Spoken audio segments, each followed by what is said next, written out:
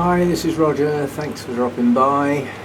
I'm just going to start moving a few things around in here, and I thought while I'm at it I could do a video on, what could I call it, things that I've been pleased with this year, things that have either happened for the first time or things that were a surprise, and this is certainly one of them.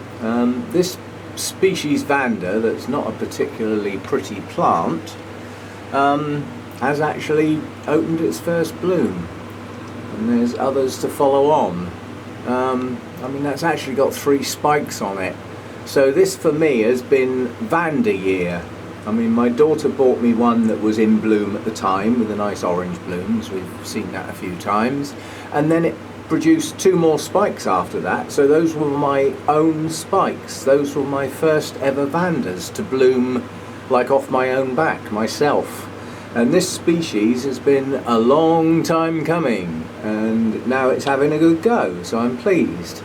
The little one next to it, you can see there's a spike on that one too.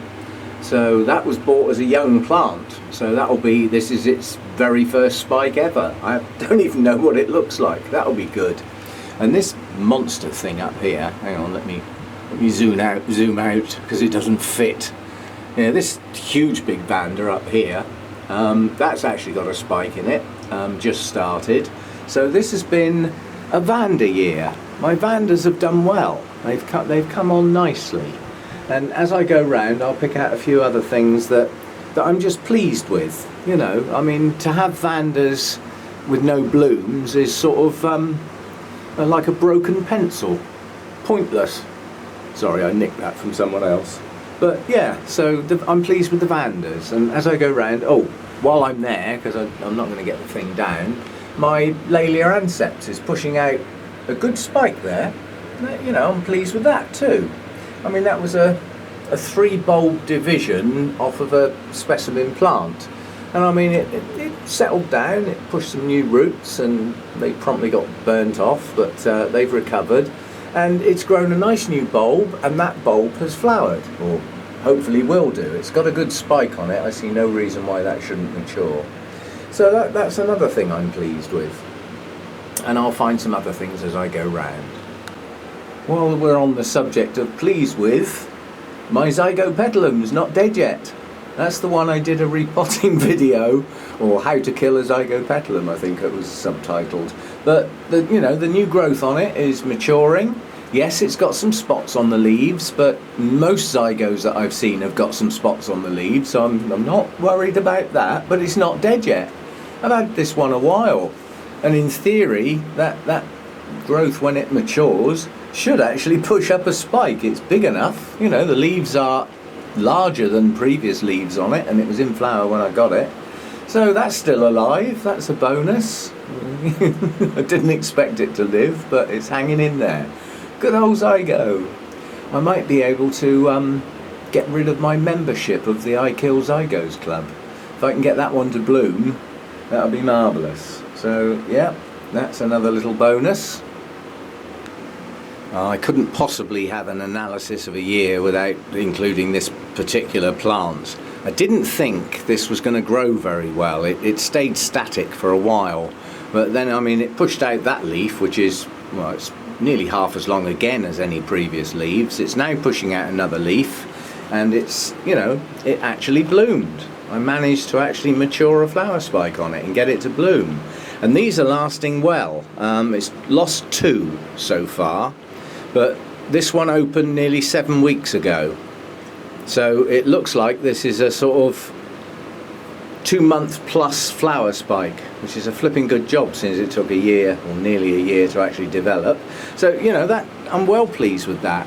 I mean, my other Orangus, you know, they're not doing bad. They're quite nice plants. They haven't bloomed yet, but, you know, they're still alive and they've grown some new roots, so not doing too bad. I wasn't sure I could grow those, but they seem to be doing okay, so another little plus. Those were dirt cheap little plants, and they pulled on nicely. So pleased with the Orangus set. And some of the Cattleyas this year, I mean, this one was lost to all intents and purposes. I thought I'd lost it. and I mean it's pushed up a smashing new growth, and it's got a sheath. Now, whether that will be blind or not, I don't know. But you know, it's done a good root system. It's pushed up a new growth, and good. And another one here, the latest growth on this one, it's got a sheath. So yeah, again, you know, that was a rescue Cattleya, and pushed up 2 new growths. This one, which has no sheath, and then the one behind it, which has a sheath. So again, you know, doing well. My Maxima over here, I mean that's got a sheath down in there. It's got a sheath on that one. I mean these can all go blind. You know what Cattleyas are like. Poke them in the eyes, they go blind. But yeah, so I mean there's sheaths. There's potential for blooms. That thing up the back there, that I can't get in there to get it out at the moment because I've already watered this shelf. But that's Rose Pixie Pinafore. That's actually got 4 sheaths on it on the latest growths, and they look strong and they're staying green. So that could be quite a show. I don't know, as I said, with Cattleyas, but quite a few of these Cattleyas will be first time blooming for me if they do actually make it. So some success with some of the Cattleyas, not all of them, but a good few. Okay, this little bit's because I was specifically asked to. Somebody asked how the Phalaenopsis do on mounts, so I thought I'd stick this in with that because it's only a short piece anyway. I've only got a couple. This one nearly died, basically. That was as a consequence of what it was potted in and a bad set of roots. But since putting on the mount, it's grown 2 new leaves, and some of the roots have attached nicely to the mounts. Yeah. I always have some moss around the base to try and encourage new roots to come out, but they seem to come out wherever they like. There's a new one coming there, as you can probably see on the end of my finger. Yeah. So yes, this one's pushing on. I mean, this is a mini phal. These leaves are supposed to be that size, basically. As you can see, this is not a big plant. But nonetheless, a mounted Phalaenopsis grows as it should do, and it will push out its leaves at an angle, and obviously the flower spike, if I ever get one, will arch out naturally the way it's supposed to do. Knowing my luck, it will come out the back of the plant and go into the mount. And they also asked how I look after them on the mounts. Well, basically this time of year they get water poured over them in no uncertain terms. They get drowned because of the type of roots you've got on Phalaenopsis. Thick fleshy roots, very large coat of velamen. When they're brand new, they take a while to go green. And the idea is to keep pouring until they go green, because at that point they're well hydrated. And then the tiny little root inside the velamen can soak up the nutrients and whatever it needs for the day. And I say for the day because this time of year this is a daily occurrence. So sometime in the morning, this is what I do. They come off their hanging place. That varies depending on time of year and things like that. They like to be warm, Phalaenopsis, so it's no good putting these down near the floor. However, they can't go up in the roof in the warmest place because it's too bright for them. They are a semi-shade type of plants. They don't like intense light on the leaves. The leaves will go pale, and if you get the sun on them, they will burn. So that's one little one. That's just an unnamed hybrid. Let's have a look at this one. This one's decided to do its root thing properly. This is the one I told off a while ago because it had no roots. Basically, it was just in a bad state. And I said, you can't grow new leaves without putting out new roots. And it promptly put out new roots. And these are attaching nicely in places. It's still going to do some aerial roots. That's the nature of a Phalaenopsis in the wild. It would actually get itself attached, and when it was happy that it's attached and it can't fall off and the wind can't blow it down into the bushes, then it will start putting out some aerial roots as well, and they'll take in their moisture from the moisture in the air. Now, when this one was mounted, it was an odd shape, and it had some leaves that have been, you know what the typical packaging is like? You know, it's got that sheath of cellophane on with all the leaves all bent up inside. So this one never actually straightened out properly, and nor did that one. That's how it was, yeah? And since then it's pushed out 2 nice new leaves and a healthy set of roots. And again, the procedure is to pour the water over the roots until they go green. However long that takes, sometimes it's a very quick process, and other times it takes a bit longer. Like with the Vandas, you can pour away a dozen times before they go green properly, which is why I dunk them in a bucket, then I can just forget them. So that's another one. Now you can panic if you get water in there, if you choose to do so. My fans are off at the moment. When these fans go on and the temperature starts climbing, that plant will be dry in less than an hour. So I don't actually care if I get water in there. However, I would not do that in the winter when the watering is going to go down to perhaps as little as once a week, even on a mount, because they will dry a lot slower, much shorter day lengths. Okay, so I don't worry about getting my Phalaenopsis wet this time of year. I do emphasise that. And of course with the amount of airflow that I've got. This was another one that was all bent up due to the way it was packaged. Now this leaf is going to die soon. You can see it's desiccated, yeah? But it has grown, or is in the process of growing 2 new leaves, and it has at last started to put some roots out. So this is not a healthy Phalaenopsis, and that is a bug. Sorry, that was a bug. I keep my spray, it's a purely organic spray, it's perfectly safe, it doesn't matter if I get it on me. I wouldn't recommend drinking it, but you know what I mean. It's a safe spray to use in this environment. And again, all I'm going to do is get those roots green. These are more difficult. You notice they take a while to go green. It's because they're new. It's the process. A new root has brand new velamen on it, and it's effectively alive. I know this is going to sound odd, but until that velamen starts to die and gets dead cells, it doesn't work properly. And as the cells die off, it becomes like a sponge, and then it works properly. But in the meantime, as I say, that leaf will go soon, and it is in the process of growing new leaves. I was hoping that one was going to straighten up, but I don't think it will.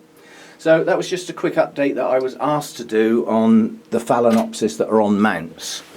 I will say while I'm at it that I've got quite a lot of mini Phalaenopsis, the ones that just don't grow big, like this one. That's its size. It will grow more leaves, but they're not going to get any bigger than that.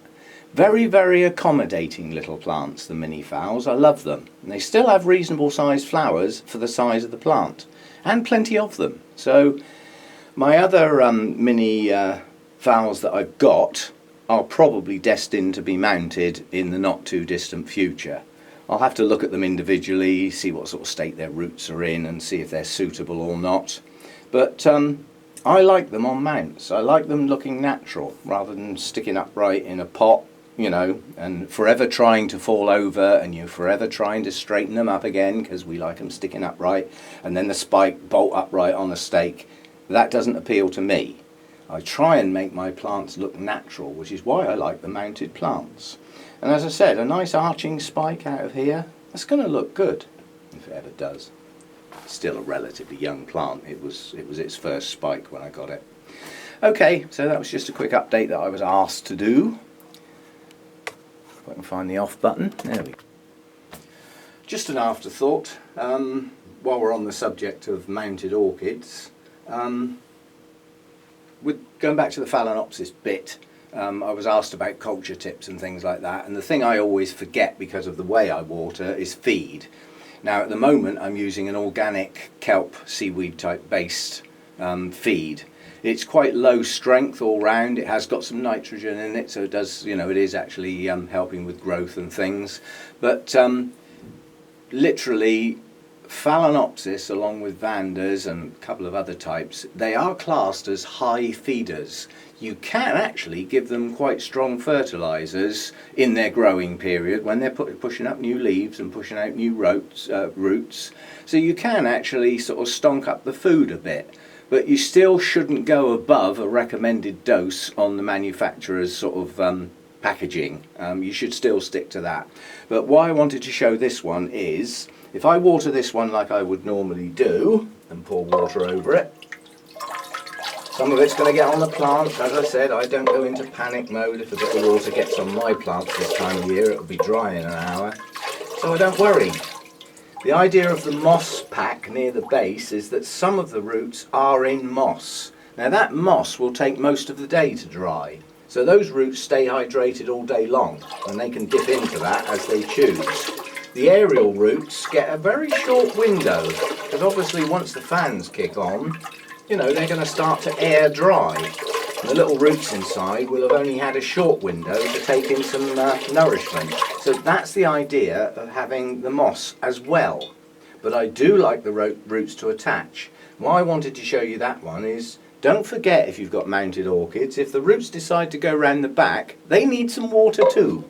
Don't forget them.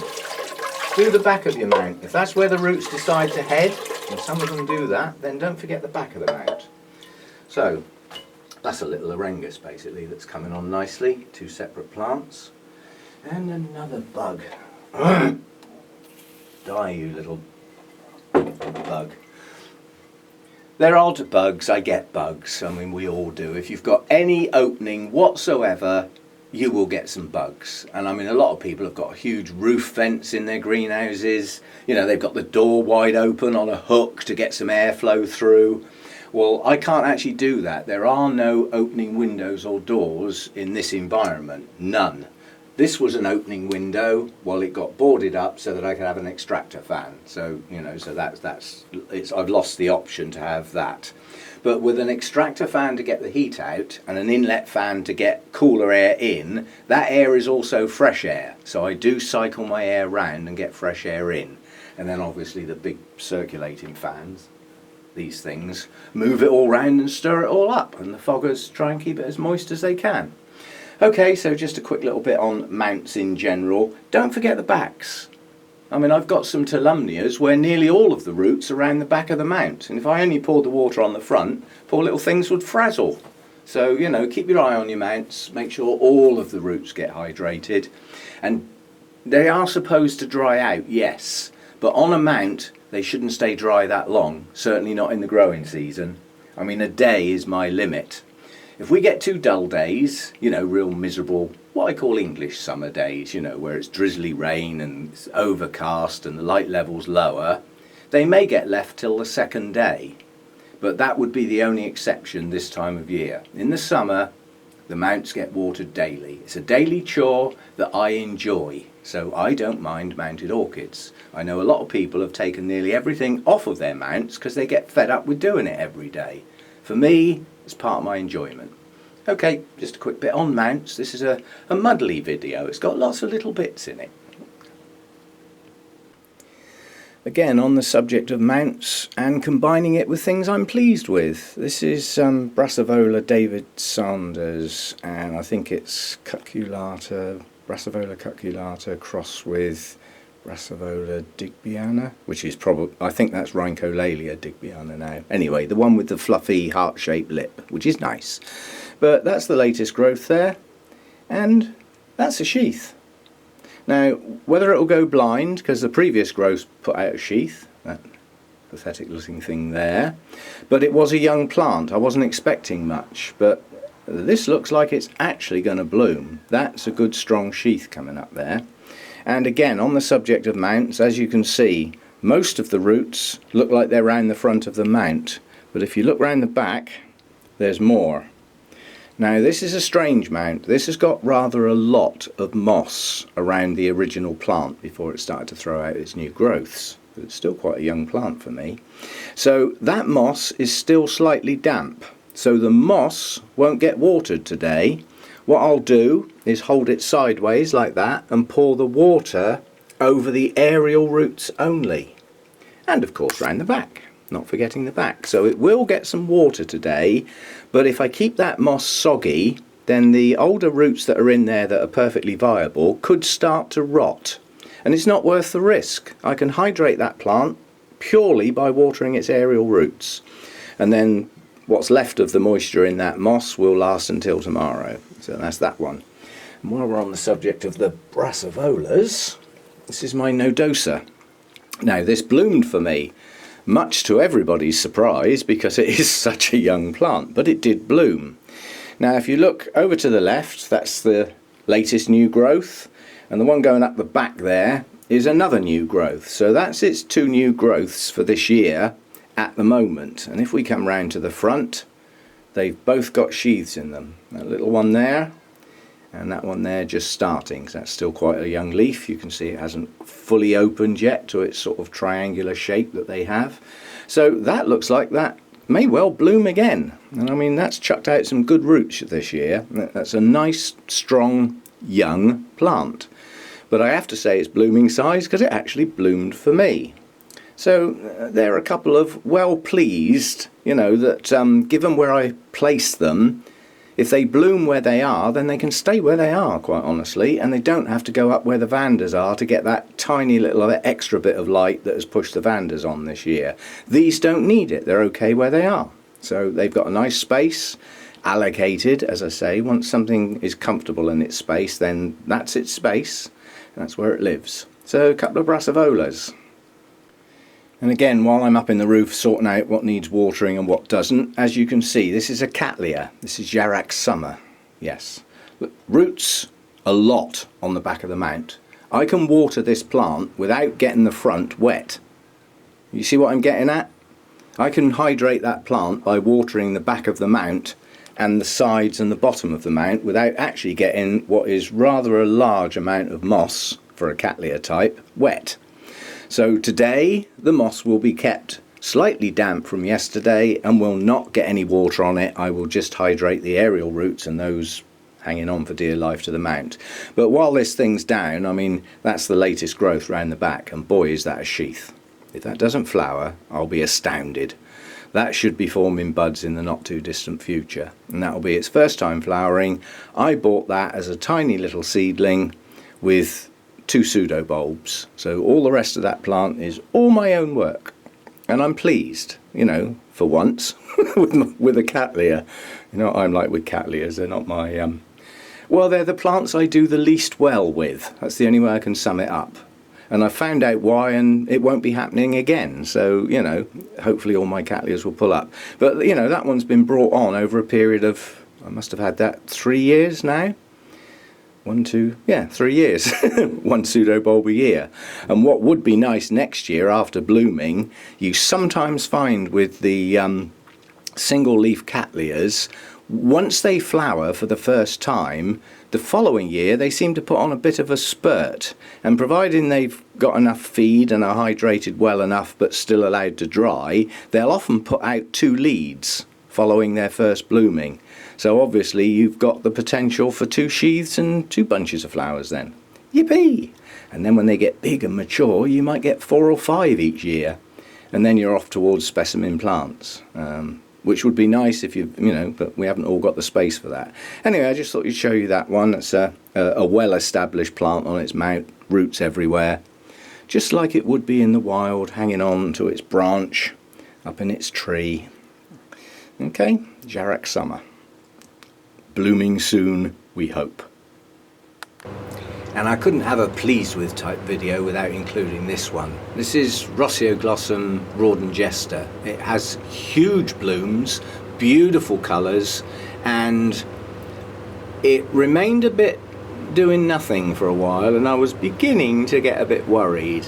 And basically I did the sniff test and I thought, not so happy with that media. That's starting to get a bit niffy when wet. So I thought, right, you can come out of the pot, and since it went in a new pot, it's chucking out new roots all over the place, and it has 1, 2, 3 new growths. Now if all 3 of those growths push up a flower spike, boy are we in for a show. 5 or 6 blooms. They are 5 or 6 inches across. These are big, shiny yellow and lovely mahogany red blooms. So if I can get 3 spikes on that, yeah, that's going to be something a bit special. So pleased with the fact that that one's pushed on nicely since it was repotted. Well pleased with that one.